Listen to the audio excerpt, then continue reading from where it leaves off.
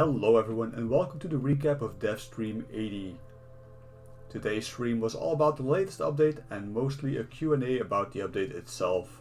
As you can guess by the length of this video, not a lot of new info has been released. If you are up to date with the streams or watch my previous recaps, you will probably know everything already. Still, a quick overview of what's been said, and I'm going to start off with the biggest piece of news, which is the changes to the partner program. They have now switched to two different categories for people to join the partner program with different requirements. I'm not 100% sure what the previous requirements were, as I have no real ambition to become a partner at this moment, but the devs did this because they want to attract more partners in this way. The new requirements are on the screen, and it looks like being a streamer is going to be a big part of it.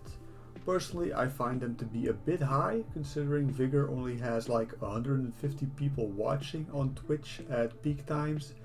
And someone recently posted numbers about Vigor which show that Vigor has around 7k active players daily, which is quite low if that's accurate. But for those that aspire to become a partner, go for it.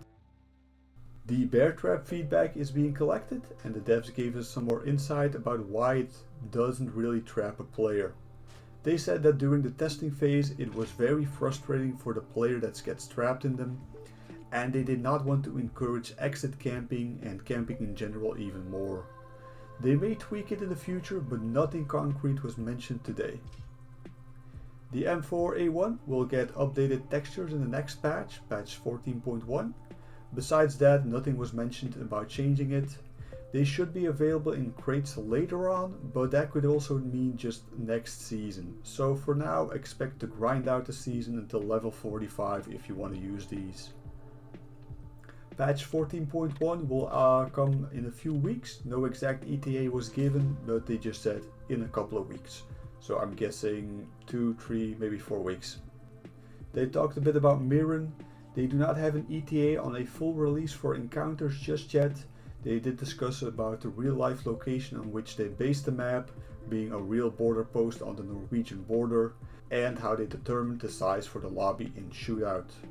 The seasonal changes. People complained a bit about them being too grindy. Some seem to be impossible as it takes 99 kills with certain weapons, but the developers seem to feel that they are doable and pointed to the few people that have already completed these. Obviously they want to keep this part of the endgame of Vigor, or keep it for the hardcore players only, or however you want to call it. Sure, they will say that anyone can complete it, and technically that's true.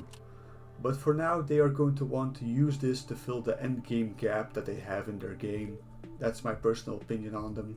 The outfits will stay exclusive to the challenges, they will not become available in any other way. And speaking of outfits, the Valentine's cosmetics are available in the shop, and they also mentioned the revamped packs. People who had bought the DayZ pack before, they wanted to know how they could get their hands on the backpack which is in the new pack, and the developers have stated that the new items should come in the store as a separate item once the pack is rotated out of the store. So have a little bit of patience, you should be able to get your hands on it. The vote kick system is being abused, who would have thought? Unfortunately it's being abused a lot more than people thought. Even me, I am really surprised that there are so many griefers there, to be honest. And the developers are actively looking into this and are trying to come up with a solution. Unfortunately no ETA was given on what the solution would be or when it would come. I think they are still in a brainstorming phase trying to figure out how they can counter this. Some bugs were mentioned. The seasonal challenges that are bugged are being looked into. The disappearing ammo should be fixed in 14.1. It seems to be an issue between the synchronization of the server and the client. And that makes me think that we shouldn't reload weapons right away after we pick them up.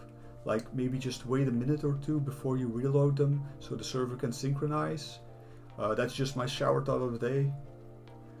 The bug where you need to rejoin your team after every game, the developers are aware of it, but they are having a hard time to reproduce it. Cloud service disconnect, also a hard one to reproduce, and they do not have enough info on it just yet. The developers have asked to submit as much info as you can when reporting bugs, videos, screenshot. text-based explanations of what you were doing, and to submit these through their social media channels like Facebook or Reddit, or pass it on to their official Vigor partners. And the last topic was jump shotting. Unfortunately, the developers do not feel like this is an issue anymore, as they have tweaked the bloom in earlier updates, and they will probably not be addressing it. One of the developers even thinks that it is a skillful thing to do in Vigor, to which I must say, he's probably never heard of controller remapping. Like just remap the jumping to one of your bumpers, or get an elite controller and you can bunny hop all day like it's Halo 3. Like, no offense meant, but it's a bit of a short-sighted answer. And only a dedicated player will remap their controller for Vigor, while the newbies are stuck pressing A to jump and getting their behinds kicked like that. But let's try to end on a positive note here. Weapon overhaul and further LMG changes will come later this year. No actual details or ETA was given, but I honestly hope it's going to be next season. And that's all I have for you today. I hope you enjoyed it, and I hope to see you all in the next video. Be sure to subscribe if you don't want to miss the next stream recap, and if you want to see my weekly gameplay uploads. Bye!